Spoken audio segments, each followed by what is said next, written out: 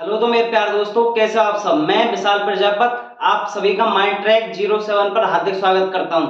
और आपको आशा होगी और हमको भी आपसे आशा है कि आपकी अच्छे से तैयारी चल रही है और आपको एक अपने अपने प्रति और हमारे प्रति क्या विश्वास बना के रखना है कि जो भी चीज हो रही है बिल्कुल करेक्ट हो रही है। हम पे ये जो भी एग्जाम लगने वाला है उसमें हम कुछ जीत हासिल कर सकते हैं, क्योंकि सकारात्मक सोच ही आपका क्या है सबसे बड़ा तरीका। क्योंकि किसी व्यक्ति ने कहा है सीधी सीधी बात कि भाई जो भी तुम पद चलो वो पद को आप पत्थर रोड़ों का नहीं मानो कि भाई पत्थर है इस पर रोड़े नहीं, बल्कि उसको समझो आप स्वर्ण पद, मतलब एक सोने के पद के समान, क्योंकि उस पे चल करके आपकी मंजिली मिलेगी। तो फिर से अपन आगे आपके सामने पेश करते हुए जो अपना टॉपिक है वो आदिकाल से रिलेट चल रहा है। हमारा सबसे पहले जो उसमें खंड आया था, विभाजन की बात करते हैं तो सबसे पहले जो खंड था अपना धार्मिक साहित्य, उसको हमने कंप्लीट कर लिया है पिछली कक्षाओं में। आज जो नया टॉपिक स्टार्ट होने वाला है, टॉपिक तो वही रहेगा, पर उसके बाद हम पढ़ेंगे सेकंड भाग जिसका नाम है लौकिक साहित्य की ओर। सेकंड जो वर्गीकरण है उसका लौकिक साहित्य में। अगर धार्मिक साहित्य में बात करें तो 3 वर्गीकरण हम पहले ही पढ़ चुके हैं। पहला पढ़ा था सिद्ध साहित्य, फिर पढ़ा था नाथ, फिर उसके बाद पढ़ा था जैन साहित्य। तो हमारी जो पिछली कक्षाएं गई हैं उसमें जैन साहित्य को कंप्लीट करके अपन पढ़ने वाले हैं आज लौकिक साहित्य, जो किसका ही भाग है, आदिकाल का। एक बार अपन टॉपिक को लिख लेते हैं जिससे अपने को क्या कोई दिक्कत ना हो। अपना जो टॉपिक है वो है आदिकाल। आदिकाल और आदिकाल में अपन जो पढ़ रहे हैं आज पढ़ेंगे लौकिक वर्गीकरण। लौकिक वर्गीकरण, लौकिक वर्गीकरण आप सभी को पता होना चाहिए, सेकंड नंबर का वर्गीकरण है। लिख दो यहाँ पे, कौन सा है, लौकिक वर्गीकरण। आप एक शब्द को पकड़ में आ रहा होगा जिसका नाम है लौकिक। लौकिक का मतलब अपन देखें, कुछ कुछ शब्द आपको सुना हुआ लग रहा है, कुछ आपको महत्व इसका समझ में आ गया होगा, कुछ आपके दिमाग में आ रहा है पर आपको कोई ढंग से क्लियर नहीं हो रहा है। मतलब एक तरह से अपन अंग्रेजी में बोलते हैं, बोले तो ब्लर, और एक तरह से धुंधला। तो धुंधला है अभी आपके सामने ये अर्थ। तो देखो लौकिक का मतलब होता है ऐसी परंपरा या ऐसी कोई विचारधारा या ऐसी कोई ग्रंथ, कुछ भी चीज है, ठीक है, जो सामान्य हो, ठीक है, जो सभी के बीच में कॉमन हो। जैसे कि अगर अपन बात करें किसी खाने की, सार्वजनिक, हम सार्वजनिक रूप से सभी को जमाते हैं, खाना कराते हैं, जिसको अपन भंडारा के रूप में बोलते हैं, कई जगह उसको लंगर बोलते हैं। तो सभी को क्या अपन बिल्कुल प्रसाद देते हैं फ्री में। तो ऐसी क्या है लौकिक धारणा। तो लौकिक धारणा से जुड़ा हुआ साहित्य है उसको अपन क्या बोलेंगे, लौकिक साहित्य, ठीक है। तो अपन लिखते हैं, इसकी परिभाषा समझो आप, वह साहित्य, वह साहित्य जो जो समाज के मनोवृत्ति है ना, मनोवृत्ति या उसकी दशा से, दशा से या दशा से या स्थिति से जुड़ा रहता है, जुड़ा हुआ रहता है। क्या कहलाता है ऐसा, उसको अपन कहते हैं लौकिक, लौकिक साहित्य, लौकिक साहित्य कहते हैं। तो सुनो ये मैं तुमको समझा दूं। अगर अपन बात करें वह साहित्य जो सामाजिक मनोवृत्ति से, मतलब कि जो भी सामाजिक मनोवृत्ति से या उसकी दशा या उसकी स्थिति, कि समाज में क्या स्थिति है इसके बारे में लिख रहे हैं अपन।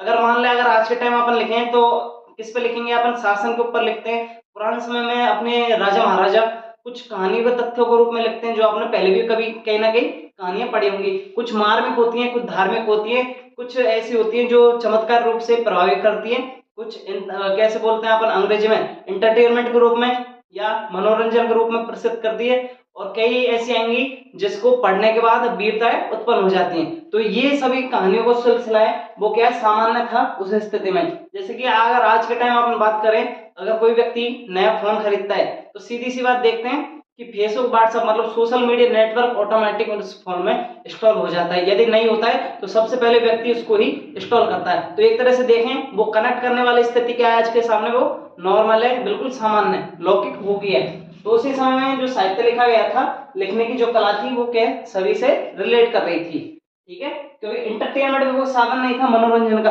तो उस समय क्या लिखने की प्रचलित परंपराएं थी। तो अपन इसके बारे में और जान लेते हैं। लौकिक साहित्य, लौकिक साहित्य के प्रमुख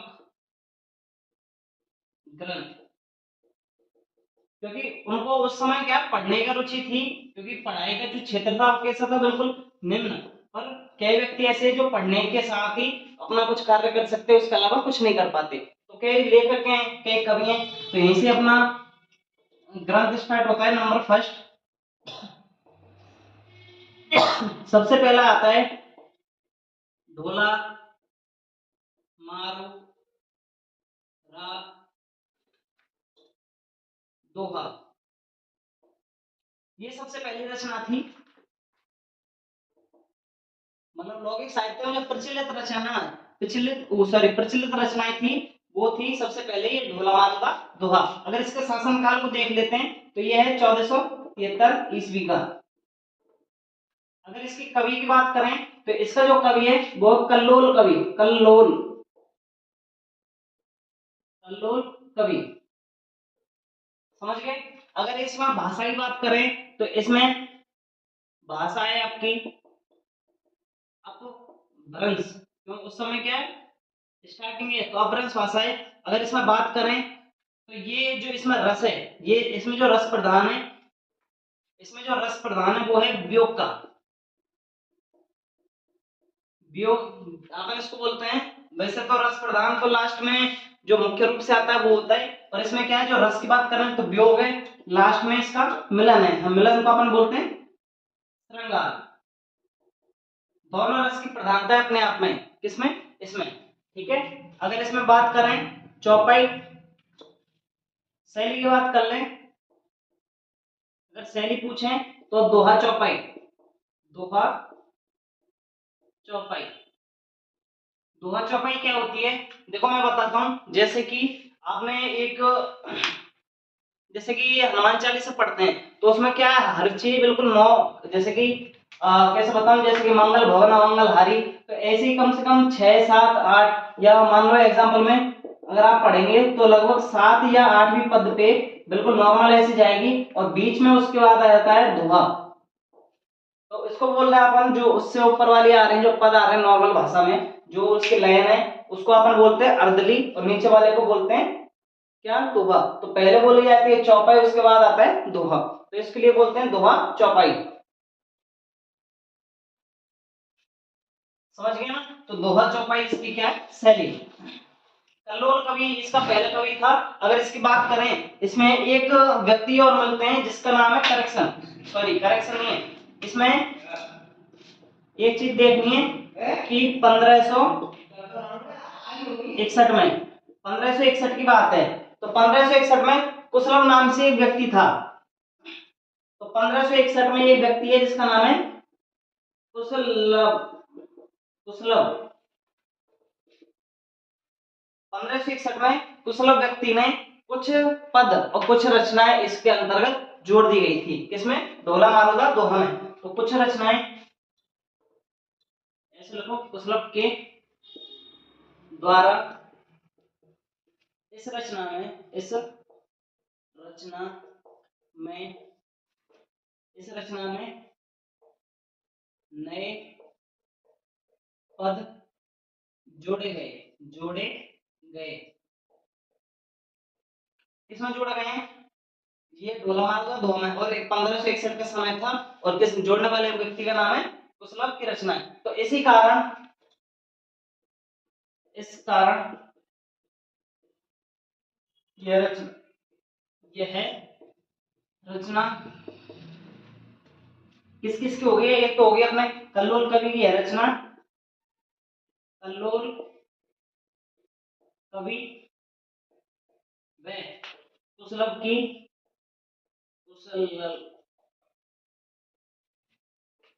की मानी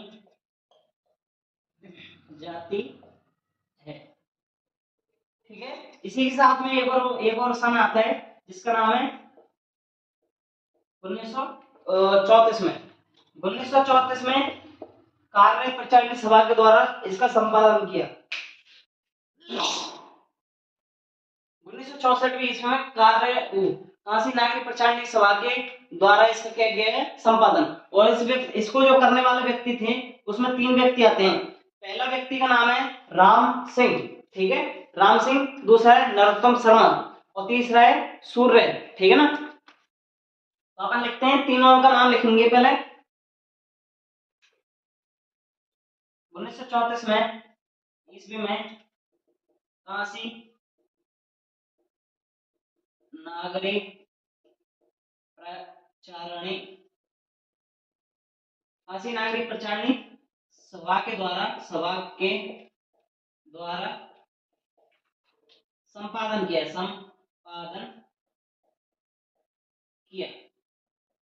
सीधी सी बात बोलूं, अगर एग्जांपल में ब्रैकेट में लिखना करने वाले व्यक्ति हैं जो कौन कौन ने किया, ये तो राम सिंह, सूर्य चरण पारिक, तीसरा है नरोत्तम शर्मा, नरोत्तम दास शर्मा बोलते हैं या नरोत्तम शर्मा। सुनो, प्रकाशन, इसको जो प्रकाशन है संपादन करने वाला व्यक्ति है वो है ये तीनों व्यक्ति ने इसकी खोज की है। मतलब इसको क्या लाया, सब मतलब दुनिया के सामने या समाज के सामने जो पेश करने वाला व्यक्ति था, ये 3 व्यक्ति हैं। इनके प्रयासों के द्वारा ही ये रचना क्या मिली है, प्रमाणिक रूप से मिली और उसको इनके द्वारा ही प्रसिद्ध किया गया है। अगर इसके में बात करेंगे ढोला मारू का दोहा क्या है, स्टोरी इसके बारे में अपन चर्चा करेंगे। तो ढोला मारू इसमें ये, हाँ इसमें एक और चीज लिख लेना यहाँ से, ये त्रिकोणीय रचना है, त्रिकोणीय रचना है। त्रिकोणीय क्यों, क्योंकि ये जो कहानी है ये 3 व्यक्तियों के इर्द गिर्द घूमती रहती है शुरू से एंड तक। तो ढोला मारू का दोहा, ढोला एक व्यक्ति का नाम पड़ जाएगा और मारू एक राजकुमारी का नाम, दोनों राजकुमारी का। और उसके बाद अपने स्टोरी बताएंगे, इसको एक बार लिख लो आप, या इसको मैं एक बार स्टोरी बता दूं, आप इसको लिखते रहना, ठीक है। देख लो साइड में, तो ये बार थोड़ा समझ लेते हैं, या ऊपर वाले को एक बार मैं मिटा रहा हूं, ऊपर वाले लाइन को, जिससे अपने को क्या है तीनों चीज क्लियर हो जाएंगी। आप इसको एक बार लिख लो जल्दी से।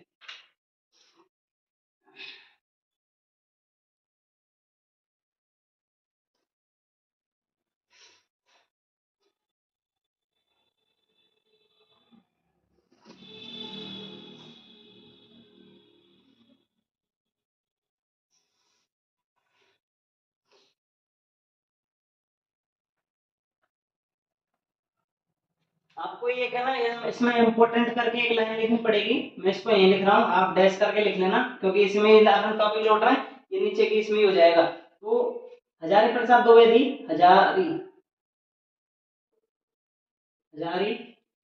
प्रसाद हजारी प्रसाद द्विवेदी ने हेमचंद हेमचंद बताया ना, हेमचंद सूरी बताया था मैंने, हेमचंद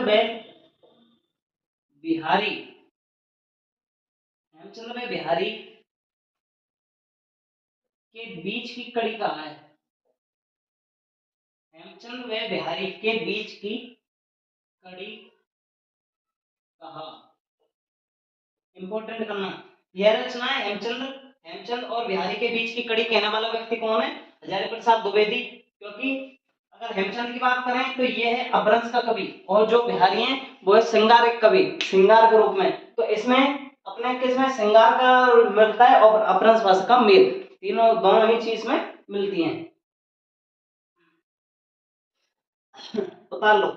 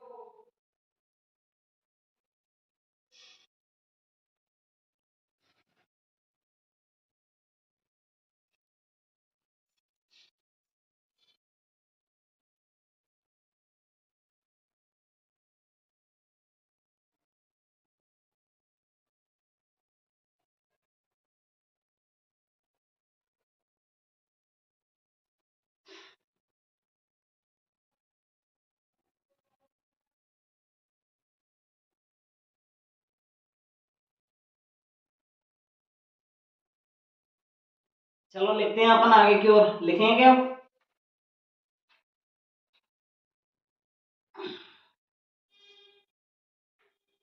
तो काफी होगा, इतना तो टाइम नहीं लगता है। नीचे वाले को मैं मिटाना तो नहीं हूँ फिलहाल, पर जरूरत पड़ जाएगी अपने को मिटाने की। तो मैं क्या चीज समझा रहा हूँ, अब समझो आप यहाँ से स्टोरी, पूरी कहानी का विस्तार। मैं यहाँ से कहानी लिखने की जरूरत नहीं है, बस समझनी है। कहानी, अगर इसकी कहानी की बात करें तो इसमें 3 व्यक्ति हैं, ठीक है। 1, 2 और 3 त्रिकोणीय है, इसलिए 3 व्यक्ति। एक था आता है लाहल, है ना, साहल, जिसका नाम है, जिसका नाम अपन जिस नाम से जानते हैं दूल्हे राय।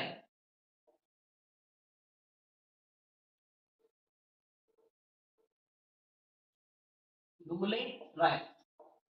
इसके बाद आती है मालवणी।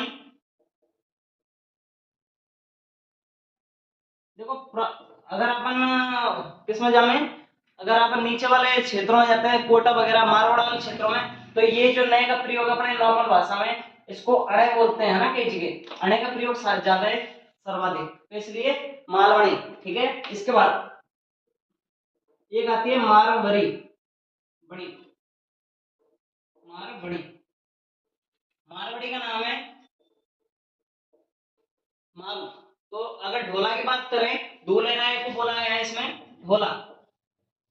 अगर आपने गाना सुना, गाना छोड़ो, अगर आपने बात की होगी, तो देखो राजस्थान में जो आदमी होता है, आदमी मतलब कि जो जिसका पति होता है ना, जिस लेडीज का, उसको क्या बोला जाता, कहा जाता है ढोला, है ना। अगर आप रसिया वगैरह के गानों भी सुनते होंगे, कई ऐसे भजन आते हैं, उसमें जो पति होता है उसको क्या बोला जाता है, ढोला। तो उसके बाद आता है मारू। मारू एक लेडीज है जिसका प्रेम विवाह होता है बचपन में, ठीक है। इसके बारे में अपन देखेंगे, यहाँ तक एक बार देखो एक से।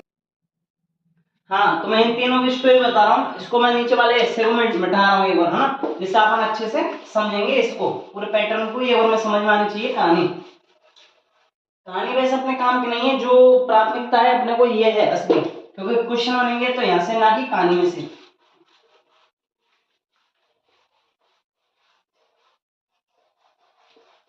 पर कहानी इसलिए सुना रहा हूँ जिससे क्या अपने को उसका एक फॉर्मेट है ना बना रहे दिमाग में कि क्या है क्या नहीं है। तो इसमें 3 व्यक्ति होंगे, जिसका नाम है दूल्हा है और मारू, और तीसरी है मालवी की राजकुमारी। ये कहाँ की राजकुमारी है, मालवणी, मालवी क्षेत्र की, मालवी की राजकुमारी है, राजकुमारी।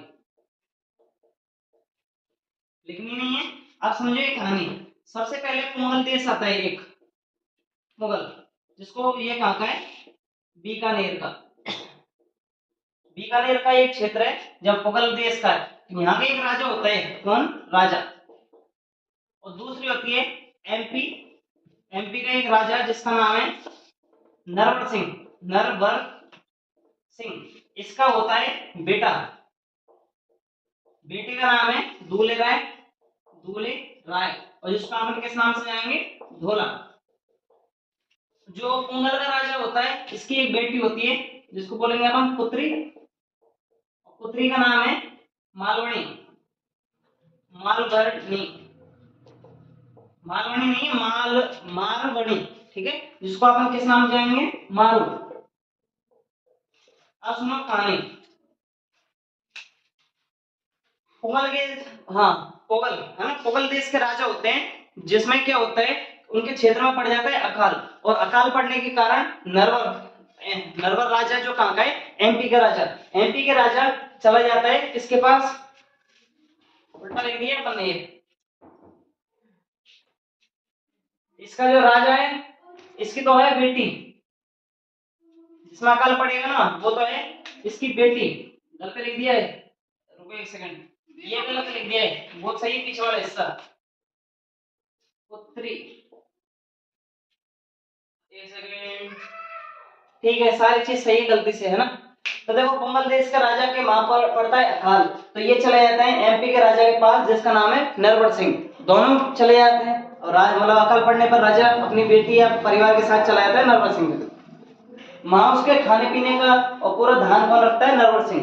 उसके बाद उसके क्षेत्र में जो पुराना है ना, उसके क्षेत्र में अकाल वापस मतलब हो जाता है, सही स्थिति सामान्य हो जाती है, और स्थिति सामान्य होने के बाद ये जाता है वापस अपने क्षेत्र में। तो उसकी जो सेवा पाने के हिसाब से, मतलब जो नरवर के राजा की जो श्रद्धा थी, प्रशंसा के कारण, जो प्रसिद्धि या जो भी चीज हुई है उसकी सेवा करिए, उसके कारण उसको अपना इसका उस समय जो मारवाड़ी है, मारवाड़ी जिसको मारवा नाम से, उसकी जो समय काल था वो 1.5 वर्ष की थी जब अकाल पड़ा था, और लगभग 1-2 वर्ष का ये व्यक्ति था ढोला।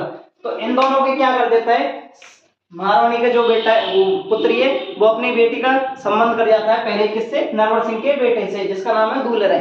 तो धीरे धीरे ये समय काल आगे बढ़ता है, और समय काल आगे बढ़ने के कारण दूलेराय हो जाता है युवावस्था में, दूलेराय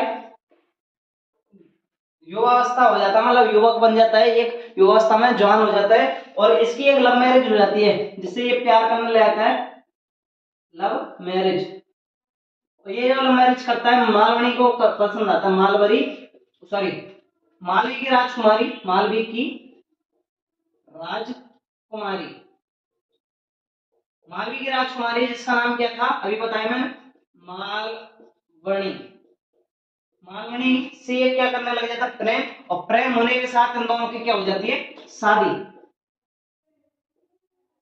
इन दोनों की शादी होती है, ये अपने, अब दोनों की शादी हो जाती है, अपना जीवन बिल्कुल एंजॉय से जीते हैं दोनों।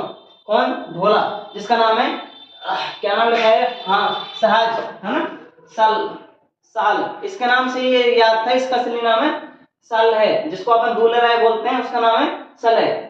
ठीक है, इन दोनों की शादी हो जाती है, लव मैरिज करता है मारवाड़ी, मारवाड़ी से जो कहाँ की है, मालवी की राजकुमारी, दोनों का होता है, युवावस्था आती है। तो दूलेराय उस स्थिति में क्या हो जाता है, अपनी जो बचपन में रिश्ता जो तय किया था मारू के साथ, उसको भूल जाता है। पर मारू धीरे धीरे उस समय दूसरे क्षेत्र में, है ना, उसमें वो भी जवान होती है, पर उसको अपना पुराना बचपन याद रहता है कि हम ऐसे एक बार अकाल के समय गए थे, किसी ने बता दिया अकाल के समय गए और तुम्हारा उस जगह संबंध तय हो गए। तो वो भी जवान है, यहाँ पे मारू जवान है, सॉरी ढोला भी जवान है। तो अब ढोला तो शादी करके रह रहा है, अब उसको क्या हमेशा पल्ली साइड से वो चिट्ठी भेजती है मारू, मारू हमेशा चिट्ठी भेजती है ढोला को, पर हर बार क्या होती है उसकी चिट्ठी ढोला ढोला या दूल्हे के पास नहीं पहुंचती। अगर फिर वो अपने पास भेजती है एक, मारू अपने पास से एक दूत भेजती है जिसका नाम होता है दोहा, है ना, वो अपना एक दोहा भेजती है, दोहा को अपन बोलते हैं एक तरह से उसका दूत। तो वो जाता है कि मैं चिट्ठी भेजती हूँ, क्यों नहीं पहुंच पाती, क्योंकि बीच में जो स्थिति थी ना, वो सारी चिट्ठी मालवणी के हाथ में आ गई, जितनी बार भेजती मालवणी के हाथ में आती और उसको वो नष्ट कर देती, जिससे दूल्हे राय के पास कभी पहुंची नहीं। वो आता है ढोला, सॉरी मारू का जो भेजा हुआ दूत आता है जिसका नाम है, क्या नाम था, दोहा, वो आता है और उसके सामने हमेशा क्या रखता है, दोहा गा के गीत सुनाता है राजभवन में। इस राजभवन में आता है जो भाई ये अच्छा कवि है, लेखक के अच्छे से दोहा वगैरह को गा के सुनाता है। पर माँ दूल्हे राय के जो राजसभा चलेगी उसमें ये दोहा गाता है, चौपाइयों को बोलता है, और दोहा के साथ इसको हमेशा संदेश करता है, बार बार इशारे करता है कि वहां पे भाई पोंगल देश में एक राजकुमारी है, वो तेरे पास आई थी और वहां पे शादी होगी, पहले बचपन में तय की गई, जिसके कारण तू तो उसको भूली यार, वो तुझे नहीं भूली। फिर धीरे धीरे इसको वहीं बैठी बैठी इसको याद आती है, पर मालवणी को, जो मालवनी है, उसको समझ नहीं आता वो क्या कह रहा है, क्या कह रहा है। उस स्थिति में ये जाता है अपनी प्रेमिका के पास, मारू के पास। तो ये भगता है एक घोड़े के साथ, सॉरी घोड़ा नहीं है क्योंकि रेगिस्तानी क्षेत्र है, तो वहां पे जाता है ऊंट के साथ, उसको भगा के लाता है इस क्षेत्र से, मुगल क्षेत्र से भगा के लाता है मारवाड़ी को। इसके पीछे ये देखो ऊंट के साथ भगता है, ये याद रखना, किसके साथ भगा के लाता है, ऊंट के साथ, किसको,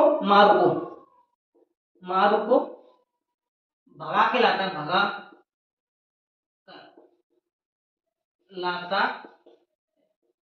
भगा कर लाता है और अपने अपने क्षेत्र में एमपी या नरवर सिंह में क्या पहुंचा लेता है वापस। जब ये वापस पहुंच जाता है तो उस स्थिति में अगर अपन देखें तो दो व्यक्ति होते हैं जो इसका पीछा करते हैं, इसका मारू और ढोला का, और उस व्यक्ति का जो पीछा करने वाला है, पीछा करता है उमरा और सुमरा, ये दोनों भाई, ये दोनों इसका पीछा करते हैं, किसका, मारू का।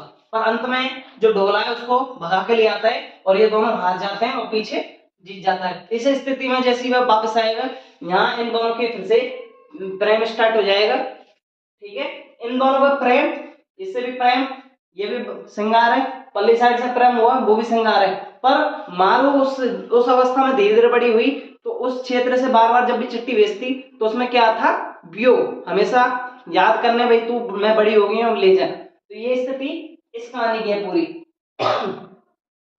समझ गए भाई, ये है तुम्हारी ढोला मारू का दोहा। ये कहानी भी कंप्लीट है और तुम भी कंप्लीट हो।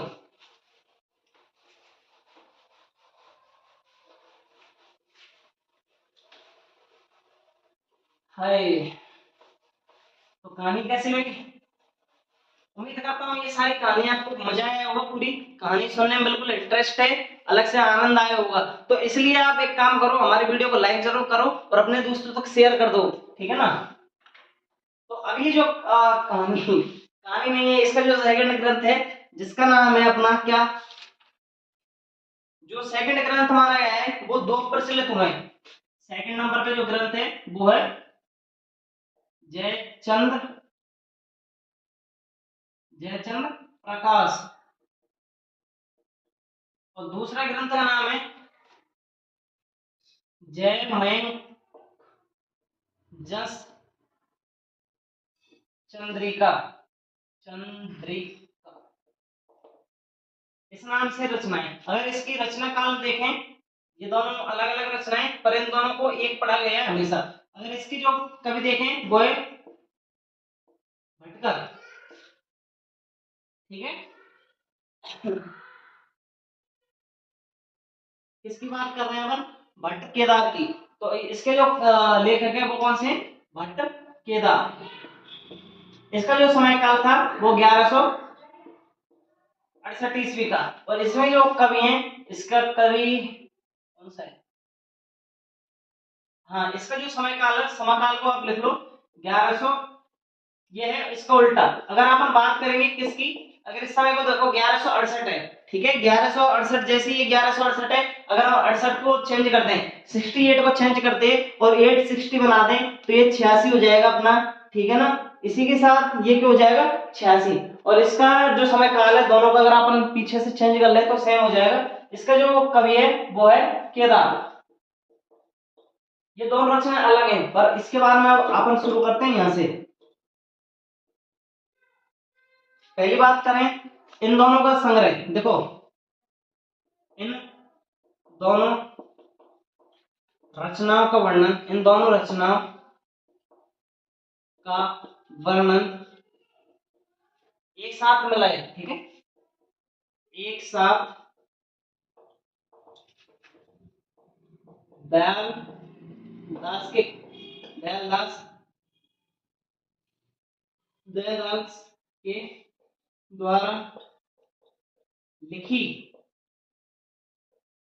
लिखी लिखी रचना रचना का नाम है राठौड़ा राठौड़ा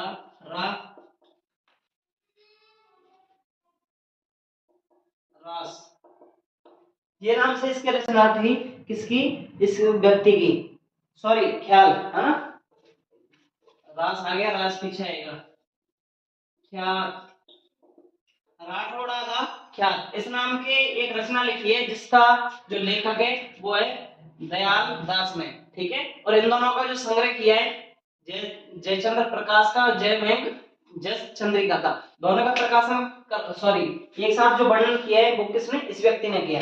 इसमें अगर बात करें तो क्या है, इसमें कन्नौज के राजा, कन्नौज के राजा, कन्नौज का राजा है जिसका नाम है जयचंद्र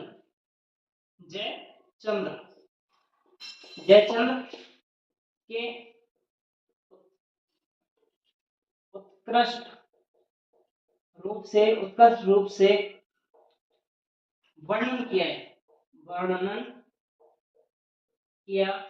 है, मतलब कि बढ़ा चढ़ाकर इस कहानी को बताया गया है कि हाँ ये है, वो राजा ऐसा है, अच्छा है, ये सारी चीजों का इसमें क्या किया है, वर्णन किया गया है। किसमें, इसके अंदर। अगर बात करें इसमें एक और आएगी जिसका नाम है, इस कहानी जो ये रचनाकार है राठौड़ा, या दोनों कहानी जो भी संग्रह किया है, अगर इसके संग्रह की बात करें, संग्रह, अगर इसका संग्रह हुआ है,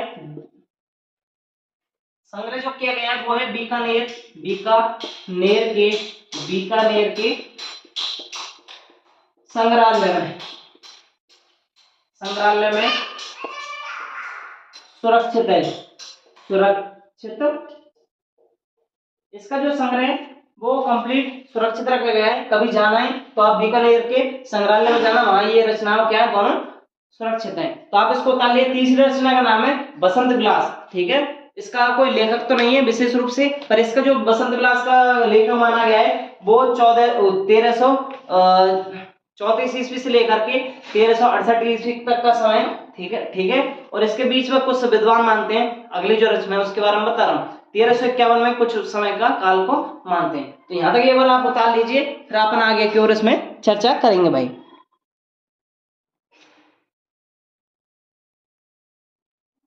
उतार लिएगा भाई।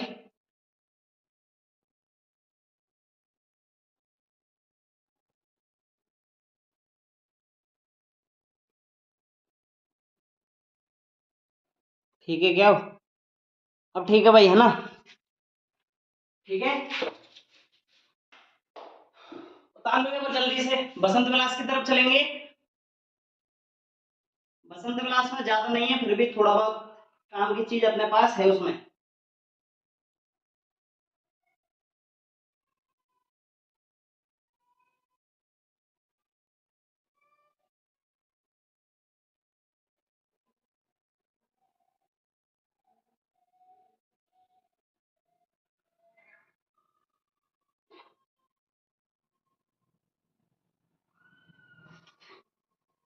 चलेंगे भैया आगे आप।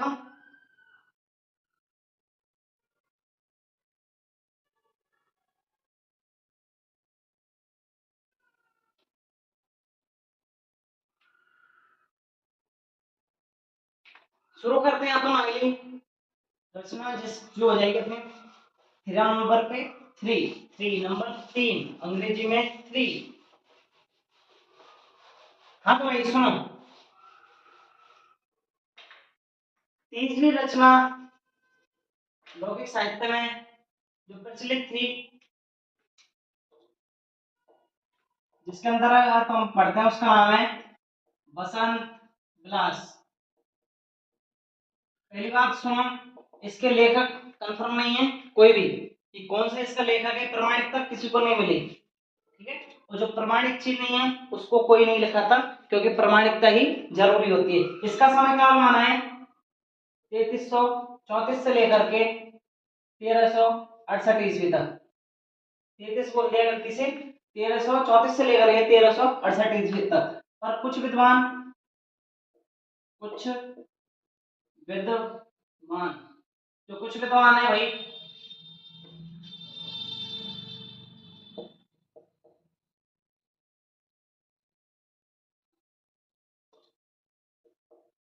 कुछ विद्वान इसका जो समय काल मानते हैं 1351 ईस्वी का मानते हैं। अगर हम बात करें मानते हैं तो भैया मान रहे हैं तो क्या हो रहा है, इसका जो समय काल अगर देखें अपन कितना आ रहा है, 1334 से लेकर के 1368 ईस्वी तक का समय आ रहा है। पर कुछ विद्वान एक्यूरेट मान रहे हैं कि वो भाई 51 में लिखी। अगर हम बात करें शुरुआत यहाँ से हुई है, 51 तक उसको लिखा गया है, हो सकता है इसके भाई 3 क्रम आए, मतलब इसका यहाँ जो प्रसिद्धि हुई है वो 51 तक चली होगी, ये माना गया है। इसमें कुछ डायरेक्ट तो कुछ बात नहीं है, पर इसमें देखो सबसे पहली बात, अगर इसमें दोहा की बात करें तो दोहा है, इसमें दोहा की संख्या है 84, 84 दोहे। बसंत का, बसंत का अध्ययन कराते हैं, अध्ययन कराते हैं। बसंत का कैसे अध्ययन कराएंगे, कैसे ज्ञान कराएंगे, जैसे भाई अपन बोलते हैं जैसे किसी नायिका के बारे में कि वाह वो जो लड़की बोलती है उसकी आवाज बिल्कुल कैसी है, एक कोयल की तरह। तो कोयल हमेशा कब बोलती है, कब कूकती है, बसंत काल के दौरान। उसके बाद ऐसे जैसे कोई चलती हुई हवा, तो जो हवा हवा की संज्ञा दे रहे हैं, जो मधुर हवा आएगी, जो भी चीज आएगी, वो सारी किसमें वर्णन होती है, बसंत काल के अंतर्गत। ठीक है, 84 है। अगर इसमें बात करें इंपॉर्टेंट चीजों, देखो डॉक्टर डॉक्टर नगेंद्र,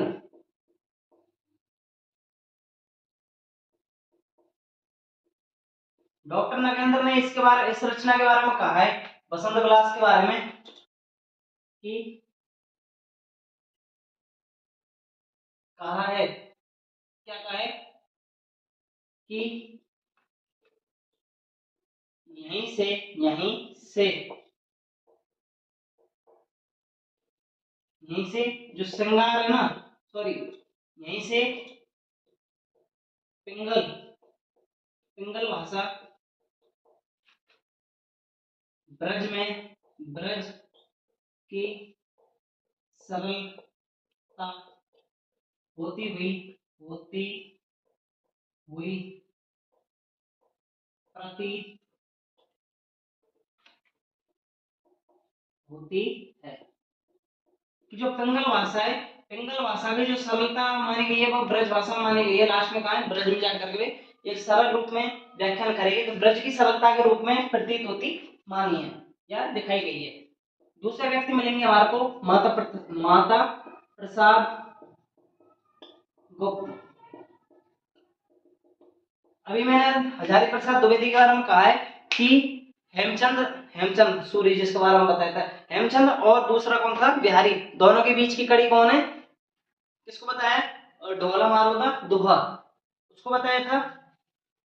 ठीक है ना। अगर इसकी बात करें कि जो माता प्रसाद, ये क्या कहता है, जो बसंत है ना, बसंत, बसंत लेखक, बसंत क्या नाम है, बसंत विलास, इसका जो लेखन काल है वो क्या माना है, इन दोनों का मिलान भी ऐसे ही हुआ है कि ढोला मारू के बीच की कड़ी को किस माना है, इस व्यक्ति ने, बसंत विलास को। लिखते हैं एक बार, बसंत, बसंत विलास, बसंत विलास को ढोला मारू दोहा के मध्य की कड़ी माना, मध्य की कड़ी माना। इसी के साथ तीसरी इंपॉर्टेंट लाइन अपने सामने है, राहुल वेल, जिसको अपन पढ़ेंगे, अपन गद्य में तीसरा खंड आएगा। ठीक है, Rahul, Rahul well, Rahul well, Rahul well की, राहुल वेल की श्रृंगार,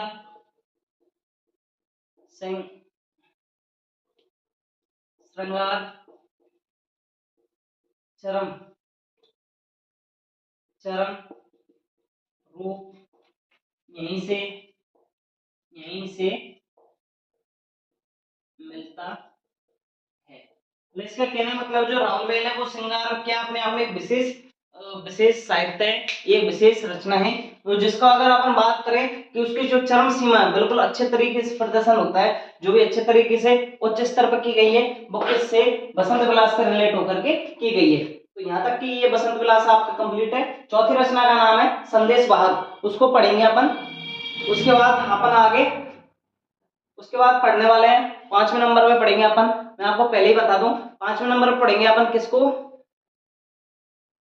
एक पढ़ेंगे अपन अमीर खुसरो को, 5वें नंबर पे अमीर खुसरो, फिर विद्यापति की पद्धतियां, वो पदावली वगैरह उनके बारे में विद्यापति को पढ़ेंगे, और विद्यापति होने के बाद ये तुरंत टॉपिक जल्दी खत्म हो जाएगा। इतना छोटा टॉपिक है, और इसमें अपन को सबसे जो टाइम लगने वाला है वो अमीर खुसरो के अंतर्गत लगेगा, क्योंकि उसके बारे में कई सारी रचनाएं और प्रसिद्धियां हुई है रचना इसके काल, जो लौकिक साहित्य या लौकिक काल के दौरान प्राचीन समय में क्या है प्रसिद्ध रही, जिसमें कव्वाली वगैरह उनके बारे में अपन चर्चा करेंगे भाई। उतार लिया ना, उतार लो जल्दी से, फिर अपन चौथे की ओर चलेंगे। उतार लो।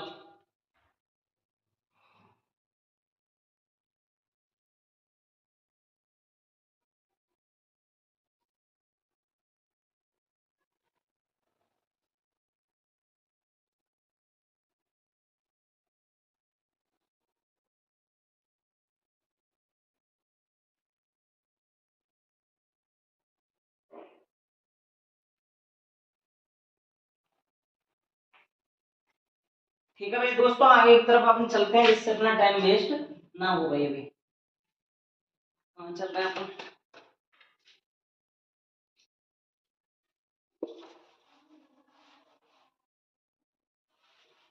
चौथी रचना है, चौथी रचना का नाम मैं आपको बता दूं,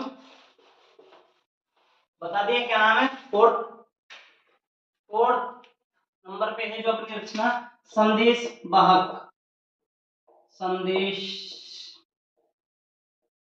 वाहक। इसके जो लेखक हैं वो है अब्दुल रहमान,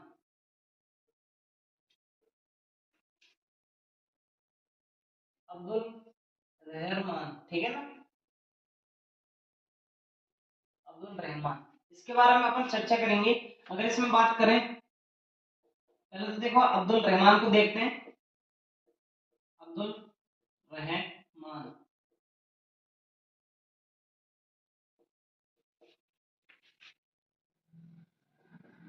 अब्दुल रहमान अगर बात करें तो ये एक मुस्लिम कवि हैं, प्रथम प्रथम मुस्लिम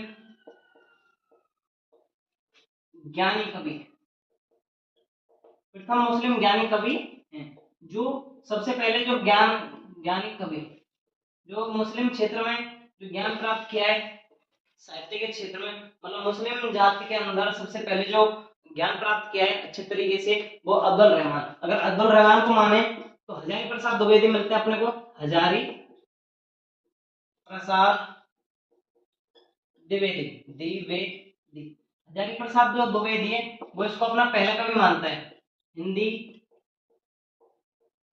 का पहला कवि, हिंदी का पहला कवि मानने वाला व्यक्ति कौन है? हजारी प्रसाद द्विवेदी। संदेश वाहक की बात कर लें, संदेश वाहक, यहां तक उम्मीद करते हैं आप लोग को ये जो छोटी चीजें आपको समझ में आ गई होगी।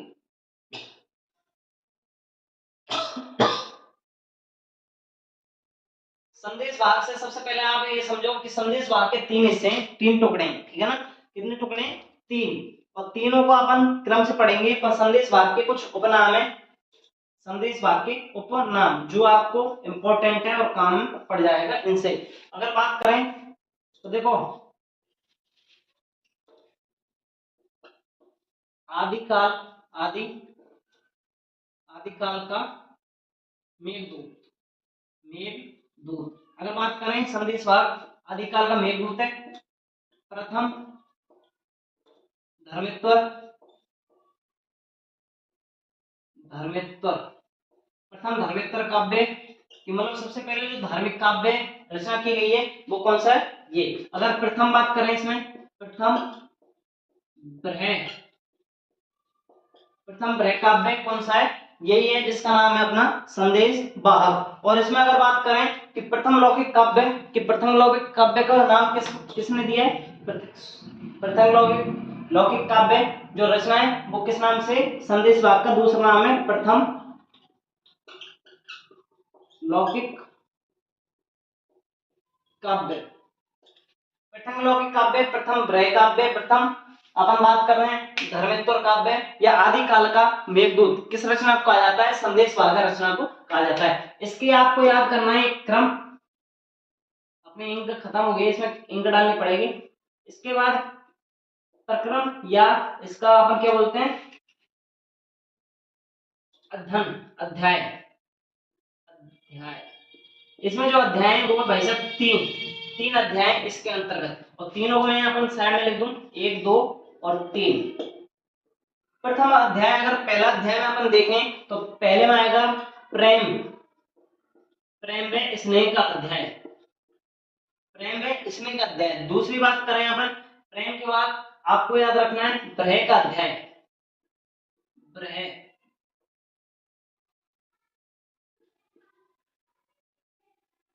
दूसरा किसका वर्णन है? ग्रह का। तीसरी बात करें षड ऋतुओं, षड ऋतुओं का वर्णन, ये याद रखना है, इंपॉर्टेंट है और ये वेरी इंपॉर्टेंट है। सबसे पहले जो षड ऋतुओं का वर्णन किया वो संदेश वाहक में हुआ है, इंपॉर्टेंट संदेश वाहक में सर मतलब कि 6 सबसे पहले एक साथ लगभग 6 वर्ष, देखो 6 ऋतुओं का वर्णन किया है, सर्दी गर्मी बरसात ऐसे 6 ऋतु हैं। और एक ऐसे व्यक्ति आएंगे, इसी के साथ एक व्यक्ति आते हैं जिन्होंने ऐसे 12 वर्ष, मतलब जो 12 वर्ष होते हैं उनको पकवानों के रूप में व्यक्त करने वाला व्यक्ति है अमीर खुसरो। ठीक है, अमीर खुसरो नाम से व्यक्ति है जो, सॉरी अमीर खुसरो नहीं, अली मोहम्मद जायसी ने इसको ही क्या रिपीट करा है अपना अध्याय संदेश भाग में 6 ऋतुओं का वर्णन है, 6 ऋतुओं का वर्णन है तथा शॉर्ट में लिख रहा हूं, जायसी ने अपने रचना में अपनी रचना में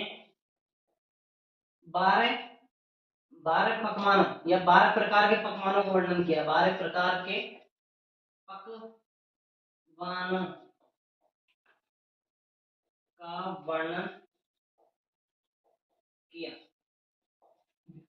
सुनो, सबसे पहले जो संदेश भाग में क्या है, 6 प्रकार ऋतुओं का वर्णन, और उसी को देखा मलिक मोहम्मद जायसी ने 12 प्रकार के भोजनों का वर्णन किया था अपने रचना के अंतर्गत। तो ये हो गया अपन संदेश भाग। इसके बाद अपन अगली चर्चा, अगली जो बचेंगे प्रमुख रूप से उनको आगे पढ़ेंगे। तो इसको एक बार उतार लो पहले, फिर अपन आगे की ओर देखते हैं।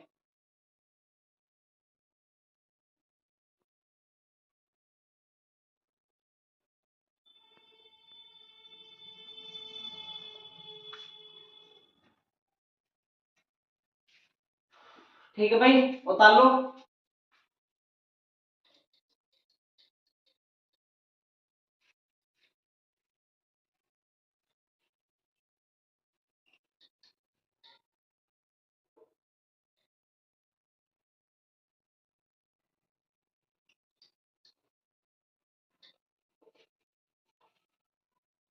ठीक है भाई, उम्मीद करता हूँ ये सारी चीज जो मैंने चारों रचना आपको लिखाई है बिल्कुल समझ में आ गई होगी, बिल्कुल अच्छे तरीके से समझ में आ गई है। ठीक है ना, तो अभी तक के लिए अपन यही बंद करते हैं इसको।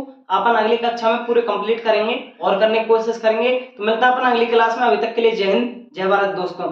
हमारी वीडियो जो अपनी क्लास है इसको लाइक जरूर करें और अपने दोस्तों तक शेयर करें। जल्दी से जल्दी बोलें कि चैनल को सब्सक्राइब करें और हमारे साथ इसको जुड़ें। सभी व्यक्ति हमारे चैनल को सब्सक्राइब करके जाएं, क्योंकि आपका प्यार हमारे यूट्यूबर्स होने के साथ कब मिलेगा कि आपने हमको सब्सक्राइब किया, जब हमको पता चल जाता है कौन कौन स्टूडेंट या कौन कौन हमारे प्यारे दोस्त हमारे साथ जुड़ रहा है या कौन नहीं जुड़ रहा है, जिसके कारण जुड़ने से हमको पता है, हमको खुशी मिलती है, मोटिवेट एक अलग तरह से मोटिवेशन मिलता है कि हम कुछ और करें और बेहतर करने की कोशिश करें। तो मिलता है अपन अगली क्लास में, तब तक के लिए जय हिंद जय भारत भाई।